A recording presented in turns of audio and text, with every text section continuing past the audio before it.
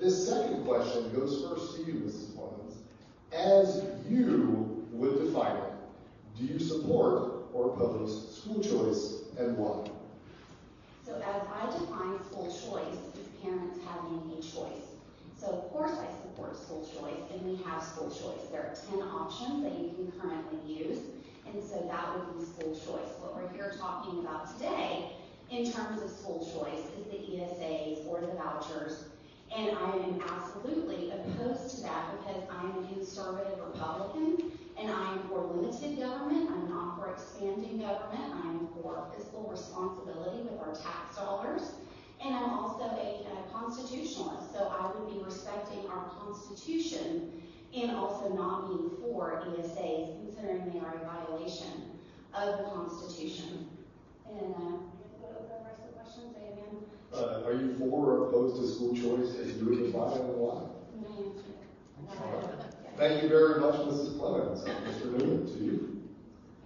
Is this a rebuttal or an answer? No, this is an answer. Okay. All right. Well, yes, I would be for school choice. I think you can define it two different ways, and the distinction here is whether or not it includes any type of state funding, right? So I think we both agree that we both support the non-state funded forms of education. The question is whether we also support any type of state funding of private education. That's the crux of it. And I just think it's a misnomer that it's an expansion of government. I mean, there are 73 fiscal studies in the country that have ever been done on this topic, and 68 of them found that it saved money, not cost money, when you put in an ESA program or any type of school choice program. And so it just depends on what you mean by expansion of government. I mean, it takes people to do the job, but it costs less. You save money. And so to me, it's a question of, if we have a system of state-funded education now, is there a way that you can adjust it so that it more equitably serves the people in the system? And I think you can. And that's what we have. I mean, to me, that's the whole issue here is if we were talking about appropriating huge amounts of money that nobody has, that might be one thing. But if the system saves money by doing it, that's a different story. And I don't see how it's an expansion of government education to do that. Thank you very much, Mr. Newman. Mrs. Clemens, 1 minute follow-up rebuttal. Okay, so saying that it saves money, the buildings and the teachers are all still going to have to be funded, so it's not going to save money. They're still going to be there. I know that is something that is said quite often that it's going to save money. It's not going to save money. The last bill was $36.4 billion. It also does expand government. It expands TEA by, I believe, 100 employees. It expands our education service centers, which are far leftist organizations. And then it also expands our comptroller's office because the education savings accounts are going to be run through the comptroller's office.